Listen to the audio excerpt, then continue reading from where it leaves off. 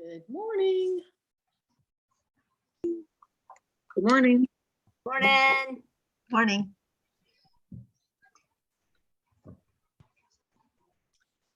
All right. Thank you for that message, Megan. If you want to go ahead, well, we're already recording, so we'll go ahead and jump right in and start the call for today.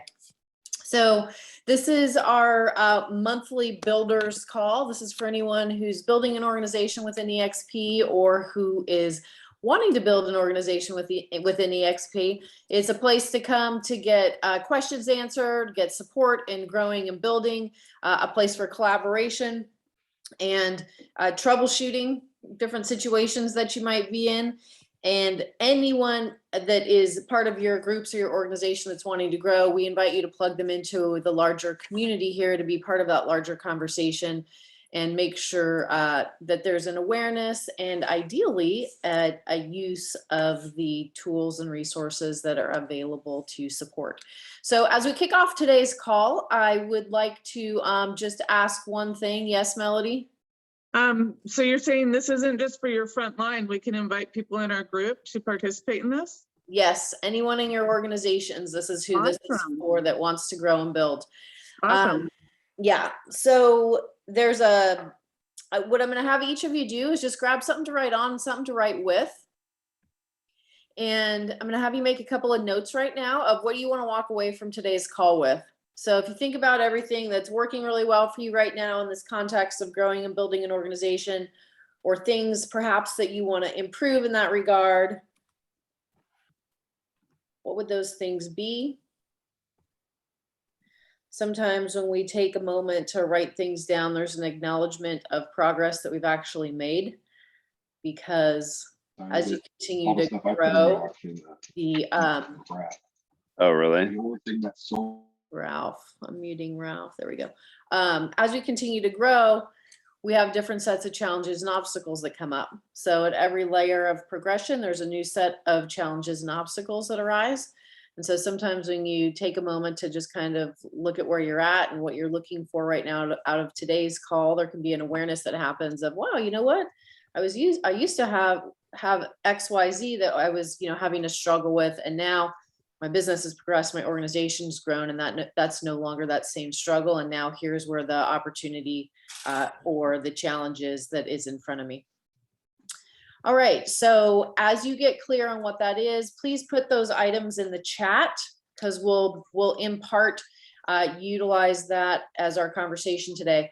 And to kick off our conversation for today, before we jump into any of those agenda items, I really want to have a conversation around events and some key things around them. I know we've got Leo on the call, so Leo, not right this minute. However, in a moment, I'm going to highlight you so that you can discuss and make sure and promote the upcoming event this week in Southern California.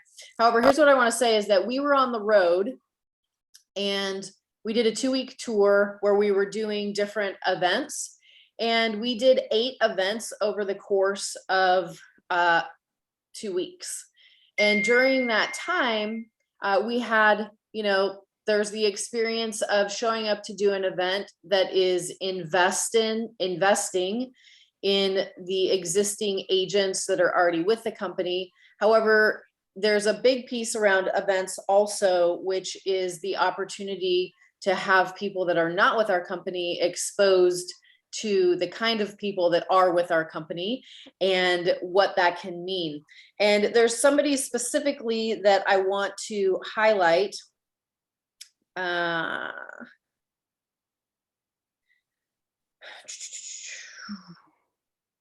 Hold on one second. There's somebody attempting to get on the call that's blowing up my phone. Good morning. With the link. Okay. So there's somebody specifically that I want to highlight, and that is Melody. So Melody Russell, for those of you that don't know her, she's an incredible agent. She's one of the top selling agents in the Santa Cruz market.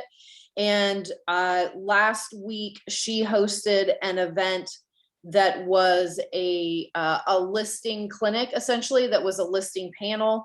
And then on the back end of that, we did the EXP explained in the context of Rick's story, our story. Some of you have seen that. And so it was 2 days before the event, and Melody reached out via text message. Now, for those of you that have put on events or are going to put on events in the future, this is really important. It's 2 days before the event, and Melody texts and she goes, "We have 35 people confirmed. And what do I do to get more people to the event?" So this is 48 hours before the event. How many people actually attended the event? 72. 72 people attended the event 48 hours later. Melody is an amazing example of commitment. She got on the phone and started making outbound calls to invite people to the event.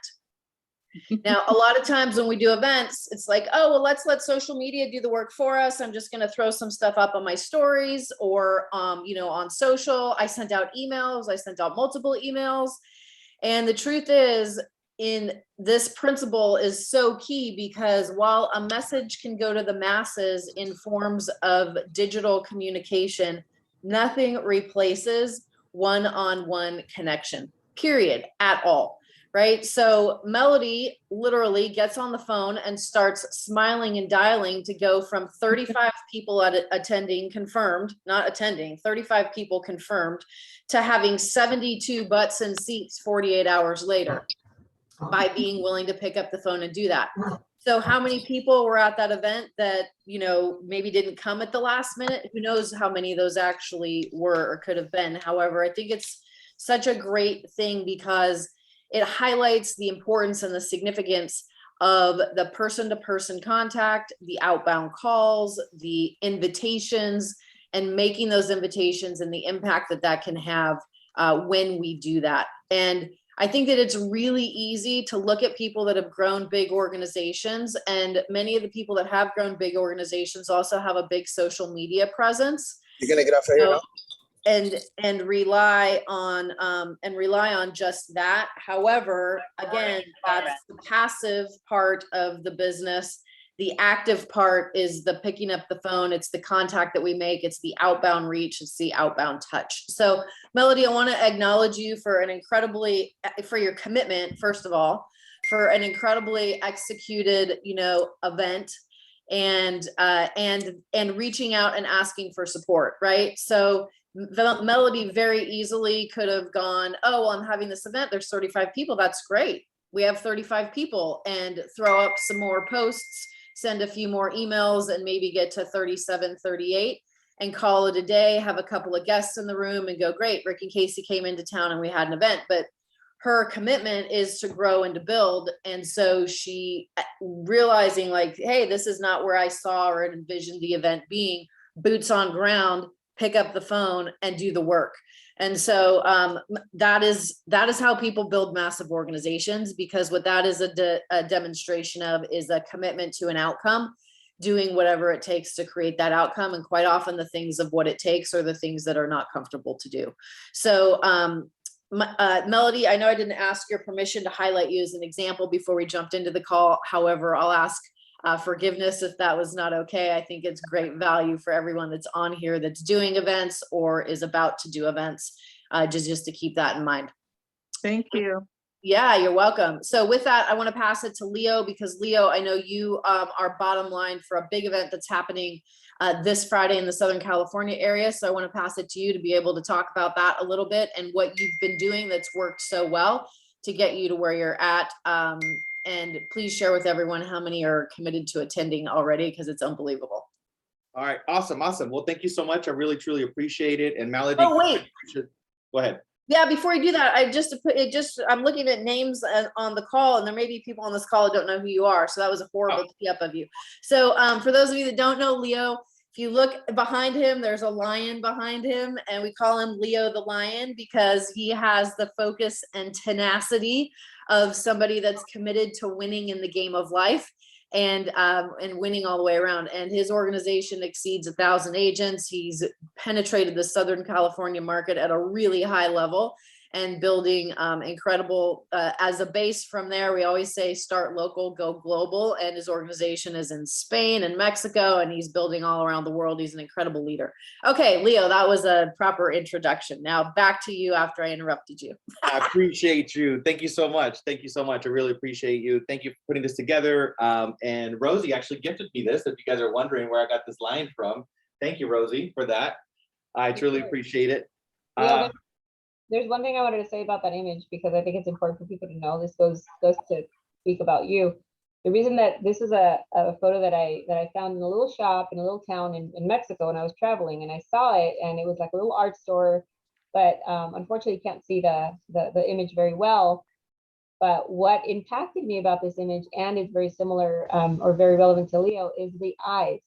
You know, when you think about a lion, you think about the strength of a lion. But in this image, it's like the kindness and the careness. So he's a very strong and compassionate leader. So I just wanted to acknowledge you for that, Leo. And I just, fills my heart that you have it there in your Zoom. So go on, continue. Love you. I love you too. Thank you so much. Appreciate you. And yeah, thank you guys for creating this space. I'm always excited about showing up to these, because every single week I learn something new, right? And we can learn something new at all times. But we have a huge event, coming up, EXP Showcase. I'm actually going to drop the link here so you guys can go ahead and share this. This is in the West Coast, so Southern California. We're going to be doing it in Orange County. That's the Eventbrite link there, just in case you guys have anybody else that might be interested in participating. Right now, we currently have 696 registrations so far, 696. So I'm maxing it out at 800. I'm pretty sure we're going to be at 800 here in the next 24 hours. And it has, it's not an easy thing. This is probably like my biggest event that I've ever done. So it's not, I definitely don't want you guys to think, hey, this is all my events are going out like this. They're not, and the things that I'm doing is I'm being very vocal on social media. I'm promoting it. I'm getting all of my leaders also involved, because the thing that I did that I wanted to motivate everybody to push my event was I got my top people on the panel, right? To have some speaking time. So I wanted to tap into not only obviously the individuals that they lead and they inspire, but I also wanted them to get behind the event. So we've all done a collective effort to really promote it. And right now, everywhere that you look at, whether it's Instagram stories, whether it's Facebook, it's TikTok, they're everywhere. I'm looking, I'm scrolling, and a lot of people are promoting our event. So we're really just being extremely intentional, right? We're very, very, very close. We're on conversations every single day. We're doing a huge push this week. I just had a collaborative meeting with all of my group yesterday, and I was just like, hey, let's just really push to get this thing sold out. We already have over 600 registrations, but I'm like, no, I want to get this thing sold out. I want to have it, literally with the word sold out on it. So I've already imagined it. So I got Jose Simano. He's going to be talking about Zillow, all the online systems, everything that's going to help people, become really successful with online systems. And then I also have an expert in the commercial space and foreclosures, Louis Chavez. He made over $2 million last year. So I, brought him. He's going to be speaking on that subject. Then I have also Will Higgins, which is he has a marketing degree, and he's just excellent in social media, personal brand. So I have him speaking as well. We also have Zeth Ziegler, which is the Vice President of Technology from EXP. He's also going to be coming down. And then obviously the headliner, Mr. Brent Goat, he's going to be doing a model explain at the end of the event. So that definitely helps. I think number one is just definitely getting the focus around bringing massive amounts of value, which Melody put together an excellent event. Obviously, everybody wants listings, right? Everybody wants listings. So that's just a huge thing that everybody was looking for. So when you're doing an event, just really focus on what does the market want, and do an event around that. And just get everybody to collaborate around it, push the event. And I'm using obviously invitations on I'm doing the email campaign, so I'm sending it out to all the people that I've talked to in the past, just inviting them. I'm also sending out an email today, just kind of reminding everybody, hey, get there early, make sure you get good seats. I'm doing another personalized video, so it's just those extra little commitments that I'm doing along the lines. But yeah, it's just everybody getting super excited about the event. So, but with your help, we can get it to 800, right? And we're only like, what, 3 days away from this thing. So, Yeah, so I want to highlight a couple of things that you said that might have gotten missed, and anchor what you did. So number one is you made a personal commitment around your vision for the event, which was 800. The second thing that you did was you got other people involved that, when other people have skin in the game and are part of it, then there's a greater collaboration that takes place and there's greater influence that happens. And then you've done what's called an active promotion, which is, we didn't promote it 48 hours before the event happened. You started promoting it weeks ago and have been very vocal about that event and building to that event and duplicating that, right? So we talk about duplication for the people that are going to be part of that event and them doing the same thing, right? So a lot of times it's like the easiest thing, and I notice, it can happen, is like, there's an event happening, I'm just going to blast it out 2 days in advance, see who I can get to come. Or, Casey and Rick are coming in on the rig. Yeah. We're going to have this event. That's great. Everybody that already knows them is part of our group. Of course, a lot of them would like to go, and yeah, let's see if we can get someone to come with us. And, so 2 or 3 days before, it's like, who wants to come? Versus like you have executed a very intentional strategy around having that vision, getting other people enrolled into the vision with you, and having a massive, over a period of days and weeks, not 48 hours, 3 days before the event, to execute at that level. The other thing is I want to talk about scarcity and abundance here, right? Scarcity could say, this is my market in Southern California. I want to dominate this market. And so we're going to, keep this to ourselves in our back pocket, versus open it up to the entire market and other people that may be working in that market. And if you understand the laws of scarcity versus abundance, in a scarcity energy where there's not enough, or there's lack, or what if someone shows up at that event that I know that didn't come because of me, and now they're being prospected for that person's organization and I could have been in mine. If I didn't open it up to everyone, like those are conversations of scarcity and lack, and scarcity and lack creates small contracting organizations. Abundance is like understanding where EXP is going in the next year with or without any of us.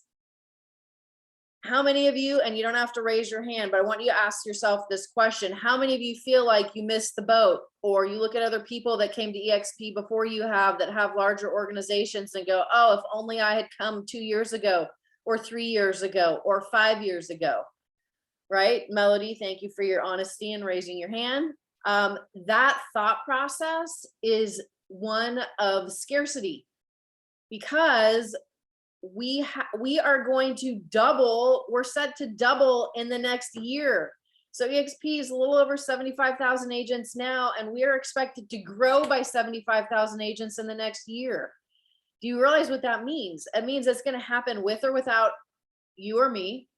That's what's going to happen with the company, because there's people that have the vision and commitment to strike while the iron's hot and rearrange their lives to make it inconvenient to capture market share in this window of growth. Period. So for the brand new person that's not even with the company yet today, that has a hunger, that has a fire, that has a commitment, that's willing to execute and go do that, they can create literally more in the window of growth that will happen over the next 12 months than anything that's been created before now, because of the velocity of growth that's already happening within the company.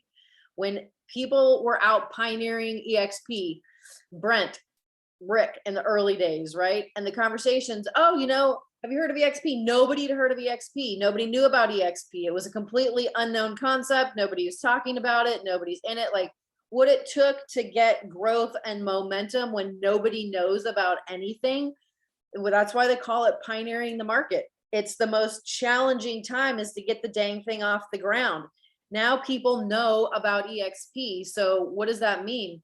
it means that the first mover advantage that you have when nobody knows about something is gone, right? Because you're probably not going to be someone's first conversation about EXP, although there's many, many markets in the United States and globally where you could be someone's first conversation about EXP. And so that's very much still a possibility. However, when nobody knows about something and you have first mover advantage and you're the first person ever having a conversation with them, that's one thing if they catch the vision. But if there's multiple people that have had conversations or they know about EXP from other places, what does that mean? That means that now it's who's got the skills and who's going to be the person that actually enrolls that person to joining EXP. I was on a 3-way call yesterday with someone who she's like, oh yeah, I've been hearing about EXP for 5 years from different people. And we're on a call, right? She's talked to multiple people over the last 5 years about EXP. Well, it's like, okay, well, why now and why this conversation? And it was specifically because of the experience that she was having with the person that had put her on that 3-way call. And most importantly, she was looking at wanting a change in her business from feeling like, man, I'm building this thing and I have a sales team, but I feel very alone in doing this, to wanting to work together in collaboration and wanting to bring in the leverage that's available with EXP to create the liberty that she currently does not have from her business, right? So it's a timing thing and it's also a relationship thing.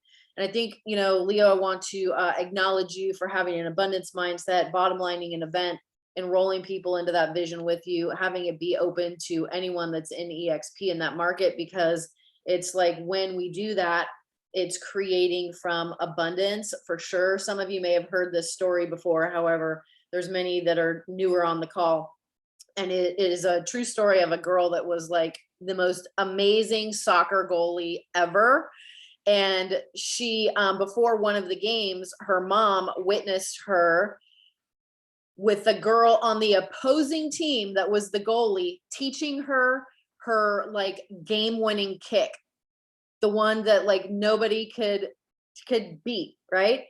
And her mom, coming from scarcity and competition, is like, what are you doing? That's your opponent. You're teaching her your kick. Like, you're giving your secrets away. What are you doing?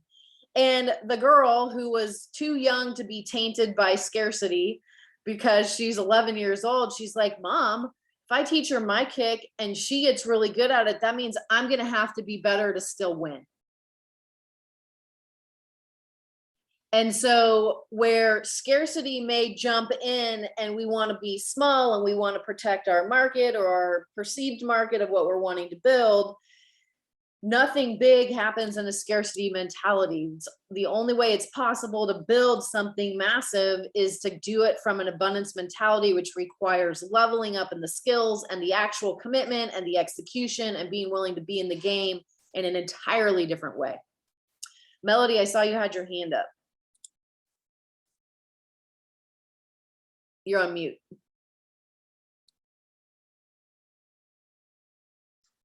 Sorry. That's okay. I just wanted to say that in addition to making a personal commitment, getting others involved, and having active promotion, another key thing that he said was that he's been envisioning his event successful and sold out since the day he started this. So that's a big part. I think it's the same as getting a listing or anything else we do that we succeed at in this business. So I commend him for that. Yeah. It's that's so important, right? It's the mind, it's the health of the mindset, the health of the mentality, right? So Leo made a decision before the event ever became an event. And the only thing that he's seeing is that perfect positive end result, the outcome, and how he gets there. The how doesn't matter. And that's what so many people get hung up on. Well, how do I do this? Well, how am I going to do that? Well, how am I going to create an event that large? How? And that, again, is not how to create at that level. How to create at that level is getting your mind really clear and then aligning everything energetically within you and around you to create those outcomes. Leo, do you want to talk about the link that you just posted in the chat? Yeah, for sure. Because we're talking about like kind of speaking it into existence and manifesting it and being able to visualize it and see it. I just dropped in the link of Psycho Cybernetics. This is a classic in the personal development space. A lot of the personal development books have actually been based on this book. And the guy did it wasn't even personal development. He was a surgeon, right? So he would basically make people beautiful, and he determined that, you know, when people would go get surgeries, and some people came in with a scar, or, you know, some sort of disfigurement in their face, and then he would make their faces beautiful. He started to audit every single person he did surgeries for, and, you know, obviously if he makes them beautiful and they walk out looking beautiful, he expected them to feel beautiful, and a lot of them didn't. So he basically started to, you know, interview these guys and started to figure out, like, why is it that they didn't feel beautiful? And he came up with the self-image, right? It's the self-image of what they would see, even though the scar was gone from their face. When they still looked at themselves in the mirror, they still felt like they had the scar, and they were walking around with that intentionality, with that, you know, in mind. So I just dropped it in there because it's basically what we're talking about right now: visualizing and imagining, and really, if you want to upgrade your life, you have to upgrade your self-image of how you see yourself. And it really gets started around being all of these amazing people like Casey, Rosie, Brent, you know, Gene, Rick, all of these guys and gals that have already done it, because they give you references of, you know, what we could be like. That's kind of like what I did when I saw Brent and I heard Brent for the first time. I liked his energy. I liked what he was about. And even when I had 3 agents on my team, you know, 3 years ago, I said, you know what, I'm going to match that guy's energy. I'm going to do what he does. And, you know, the results don't need to show up for me to act and be just like he is. So I would recommend that book. Definitely read that. It's a classic. If you have, I read it 15 years ago and I thought I had it. And I'm reading it now, and I'm like just in awe with the stuff that I'm learning again, right? And I'm reading it for the second time in my life. So just wanted to share that. Hi, Casey, it's Damiano. Can I chime in on that a little bit? Yeah. Awesome. There's a YouTube video. I'll look for it, but there's also these women that the FBI drawer was drawing these women, right? And the women were behind the FBI forensic drawer. And when the women were describing themselves to the drawer, he would draw them, and they would have the best friend come and describe the woman. And it was a totally different picture from how the woman described herself from the way her best friend described her. And when you looked at the 2 pictures in the end, the best friend described the drawer more accurately than the woman described herself. So the self-image of how we see ourselves is sometimes a little bit less than, and that's what Leo's talking about in the book, Psycho Cybernetics. And just wanted to, you know, reiterate there that that's a great video, that's a great book. And so it is so important how we see ourselves as enough, as whole, as complete. And so I think that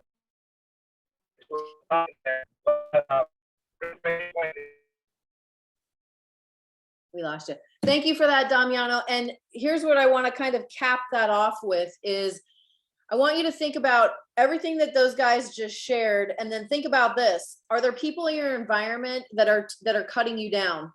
Are there people in your environment that don't support your vision? Are there people in your environment that are critical of you in some way? Are there people in your environment that when you get focused on what you know is good for you, all of a sudden have some kind of trauma or emergency that requires they get your attention? And so now think about that when you're going out building an organization and you have people, maybe there's somebody that you've been talking to and you drop the ball on follow-up and they end up joining EXP with someone that's not you. How long do you sit in the corner to take to recover? A day, a week, a month, 6 months? Or are you moving forward and still talking about it, right? So, you know, Leo reading the book is great, but Leo's not creating the results he's creating from reading the book. Leo's creating those results with a rigorous commitment to getting his mind right and keeping his mind in a certain space or state, regardless of what's going on.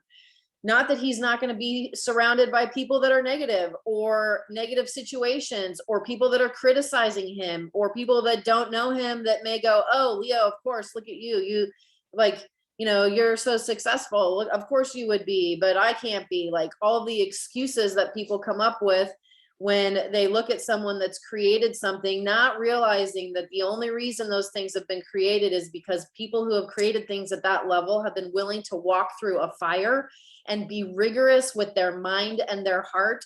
And when they're exposed to those things, double down and do the work on themselves to keep their mind protected, to keep their heart protected, to keep moving forward, right? So environments, we're all going to have things that come into our environments that take us away from being the best that we can be, or that could possibly sway us or impact us negatively to do that.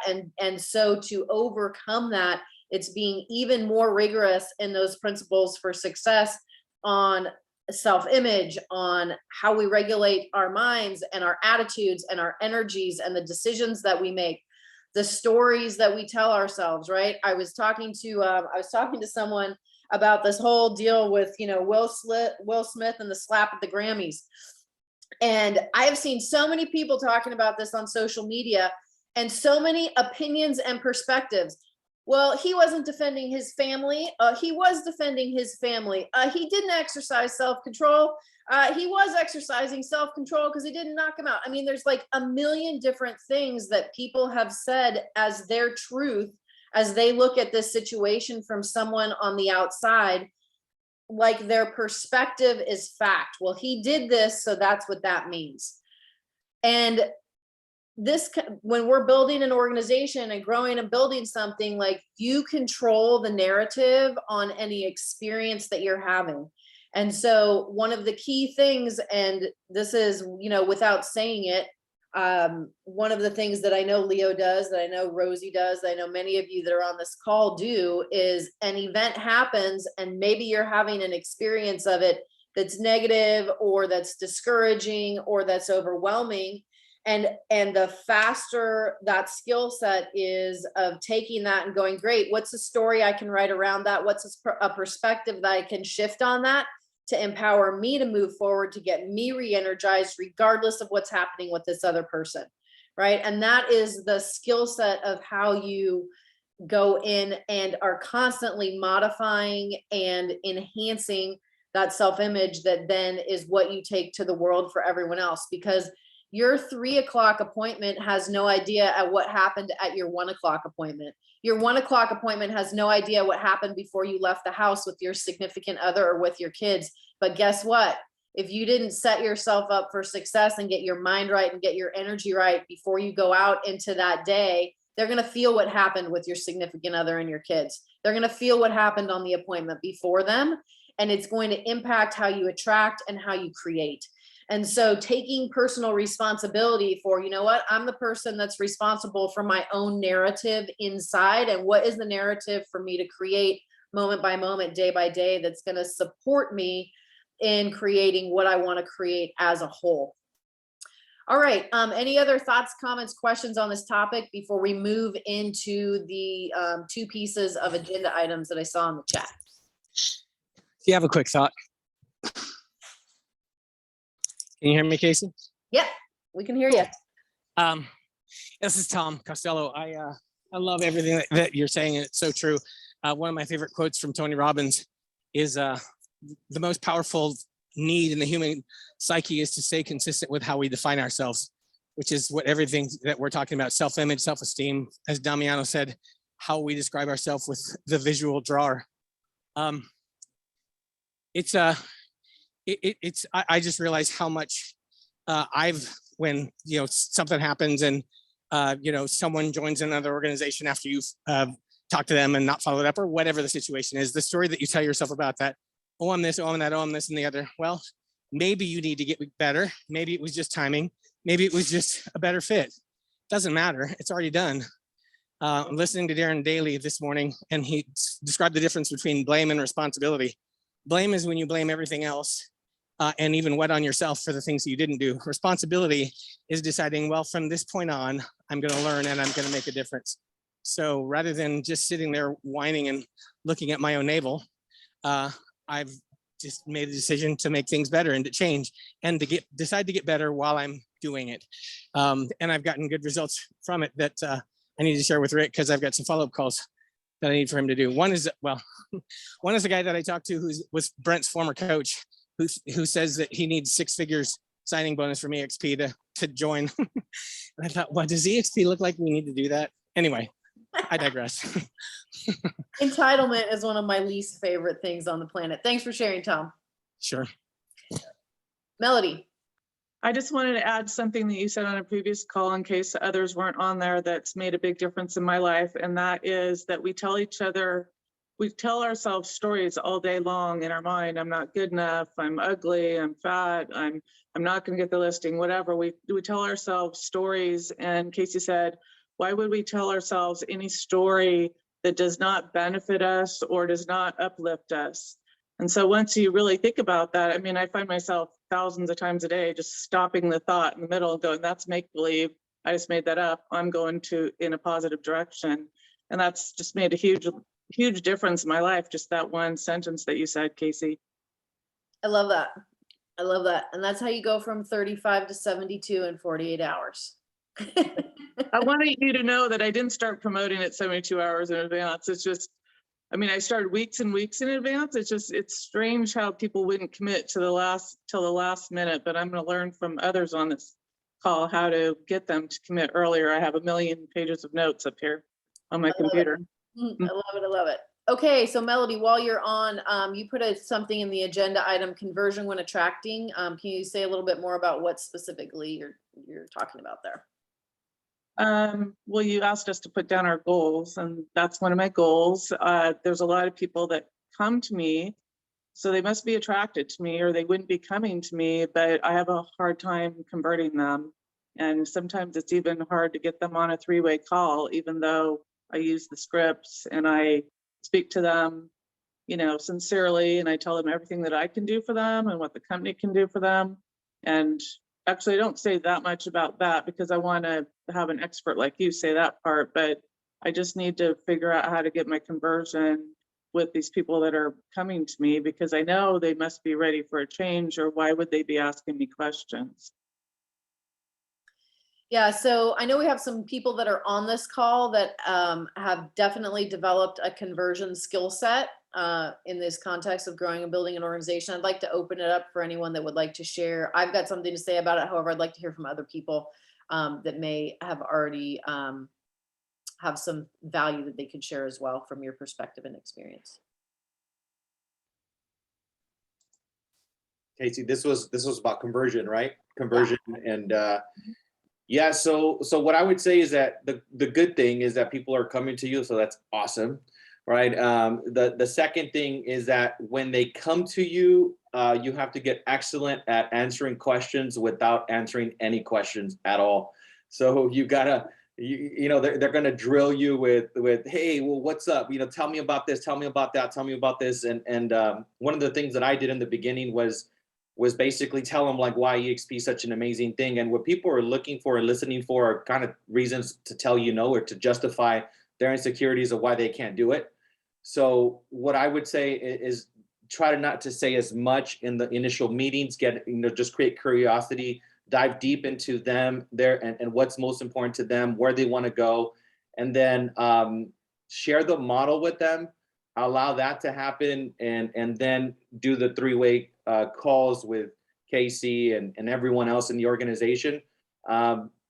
Because again, if they're thinking in their brain that they now have to take on listings and they have to take on buyers and they have to do all these things, and now they have to be a superstar like Melody and memorize this whole presentation, or now they have to memorize all these bullet points about the company. And then so the duplication is the most important thing, I think, at EXP, right? So it's about, I would say, getting them exposed to other leadership as quickly as possible. Right. So I think that's been one of the things that I've learned, right? Like I try to do all the heavy lifting on my own, coming from a mindset of, as an independent contractor, we're kind of like lone rangers in a way. Coming to EXP, I had to rewire my mind to think community and to think, this is not going to happen without my community. And that's where, I would get in the beginning, I had a really hard time just trying to do everything on my own. And I have a ton of energy, but again, I was giving the perception to the other person on the other side, like, damn, I got to do that. I got to memorize that. I got to have all this energy. So that would be my 2 cents on that. Awesome, thank you. I typed all of that. Rick had a three-way call yesterday, and you know, just to share something that's working in that context is he's like, I'm waiting for a text message of when to get on the call. And I was like, well, don't you have it booked at like 12:30 or 1 o'clock, like whatever the time was, right? And he's like, no, what their person that they're working with in their organization is having them do, it was somewhere deep in our deeper layers of our organization, is they're having them be on the model explained with the person and then text who's the third party validation call to jump on 5 minutes before the model explained is over. Or in those last few minutes to be part of that conversation when they come off it after they've watched it together. And so that when you have a system in place, when you're systematizing the exposure process, then you don't have to get someone on a three-way call. Like if you're getting the time with them to go through the model explained together, it's much easier to grab somebody from the organization to be on and jump on at the end to be like, oh, you know, so great to meet you. Wanted to jump on and make myself available for any questions that came up. But outside of that, you know, what was most interesting to you out of what you just saw? And they're now, you've taken so much of the work out of what could otherwise be a process of getting people to a certain spot. And you've also saved yourself from being the presenter and let the tools do the actual heavy lifting of presenting to somebody who's open to learning. I know we've got some other great converters on the call. Would love to hear from you around your conversion value tips that you'd like to share. Come off mute, Erica. Okay. I think probably the biggest thing is just asking questions, right? Like, so, I mean, I was a team leader for an OP for 15 years. And I think in the beginning, it was kind of the same thing with a lot of people like with EXP, like I got to know it all and I got to puke this on them. That's the last thing you want to do, is just be like, this is all that EXP has to offer. It's amazing. It's got this and this. But you may be totally missing what they're actually needing, and they've shut you off because they're not hearing what they're looking for. So much of it is about when you're in a recruiting stage. I always say it's a connection phase, right? Like it's about building a relationship with these people. And it's all about asking questions and digging deeper and understanding. I mean, half the time when people would join me at KW, it wasn't, I never even talked about KW ever. Right. Like it was about just they connected with me knowing that I had their back and that I had their best interest, and I could show them some tips and tricks on how we could get them to where they wanted to go and how this was the model that would get them where they wanted to go. So it's kind of the same when I looked at the EXP model. It was there's so much value here that if you puke it on them though, it's too much. It's too much. And even the model explained sometimes feels like everyone's like, whoa, you know, I'm like, okay, let's pick this apart. So sometimes for me, it's even just sitting down and talking to them about where are you, where do you want to go? Tell me about what's important to you about that. Because sometimes they go, well, I want to make 100,000. I want to make 500,000. Well, why? Talk to me about why. Because they don't even know why 90% of the time. So it's the short answer on that is ask a ton of questions, always be in curiosity mode. And then if you can peel in some pieces of EXP and go, cool, well, you know, there's this really cool thing I could show you at some point, and we've got that too. You know, is there anything else that's important to you about where you're working or what you see for your future? Those kind of questions. So just question. Awesome. Thank you. Questions are the answers. Okay, Awesome. so there's one piece that just came up, and my intuition says share it, so I'm going to share it. I was on a three-way call the end of last week with somebody who was like, hey, I have this person and, you know, they want to build an organization within EXP and they're not having success, and, you know, and they're talking to people and they're getting no's, which to me is an indication that they're in presentation, not invitation. And they're vomiting EXP versus enrolling someone or engaging someone in a conversation about them. However, we got on the phone, and here's why it's so important. I call it inspecting what you expect. So the person that's in our group is a seasoned agent, and it's Jesse Zagorski, actually. And so many of you know him, and he's like, hey, I've got this 3-way call with this guy, and he's kind of stuck, but he wants to build an organization. And I'm like, great, how many people has he actually spoken to? And he's like, 5. I'm like, okay, so let's get on the phone with him and see what's going on and how we can dissect and break through wherever the stuck piece is. Well, as it turned out, digging a little bit deeper to understand, the person was on a letter of intent and had not yet moved their license to EXP and was out talking to other agents about EXP. So we have what was called a structural integrity breakdown. I'm like, dude, you're not at EXP. And you're telling other people about EXP. That's like inviting to an event, right?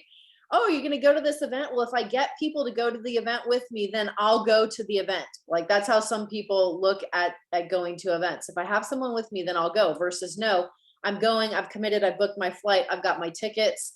And now, because I'm committed, I can invite, and I'm energetically aligned, or I have the structural integrity in place to energetically bring people with me, right? So it was nothing about what he was saying. It was this underlining misalignment in the structural integrity. It wasn't there because he was on an LOI and he wasn't pulling the trigger to move his license. And it's like, okay, well, why haven't you pulled the trigger to move your license yet?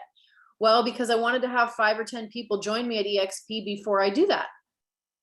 Okay, interesting. So now that we know that that's not going to happen, now why have you not pulled the trigger and moved your license yet? Well, it turns out it's the relationship with the broker and, not knowing how to navigate that conversation and feeling uncomfortable about it and wanting to have proving some success that EXP worked before, pulling the trigger to like officially make that move. Right.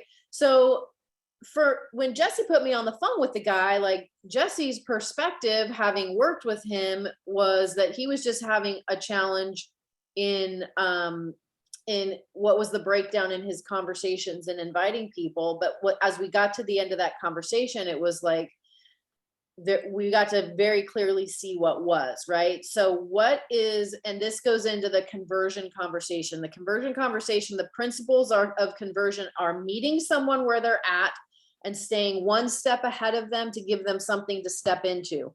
So Melody, why I'm using this as an example is because we had to get really clear on where his point A was, which was not fully recruited to EXP. That was his true point A.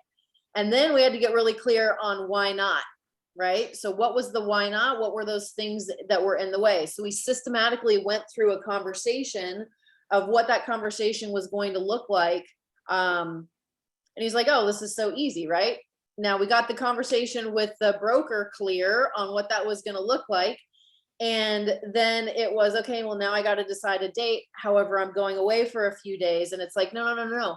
You decide the date before you go so that you can enjoy your vacation. You decide now, you draw a line in the sand now, you pull the Band-Aid off now. What's the date? And then you go on vacation and have a great time. And then you come back and execute phase 2 of your process, which is going to be getting your license moved over. We're going to talk again to get your story dialed in so that you have your go-to-market story that includes other people wanting to come with you, right? So in that conversion process, a lot of the times we want to convert prematurely, and the desire to want to convert prematurely can become something that happens more and more the longer we're with EXP and we're receiving and understanding the value of being with EXP. So what I mean by that is, and I don't know if some of you on the call are like this, however, it's like, once I am like 1,000% in on something, I cannot believe why the rest of the world is not 1,000% in. Like, hello, I'm seeing this so clearly. How is this not crystal clear for you? Like, we just had a conversation about it. I showed it to you. Like, how did you not make this move yesterday? It's so clear, right? And so we're wanting to convert based on our clarity of where we're at in the organization and with the company. And when someone else actually converts, it's always going to be based on their process.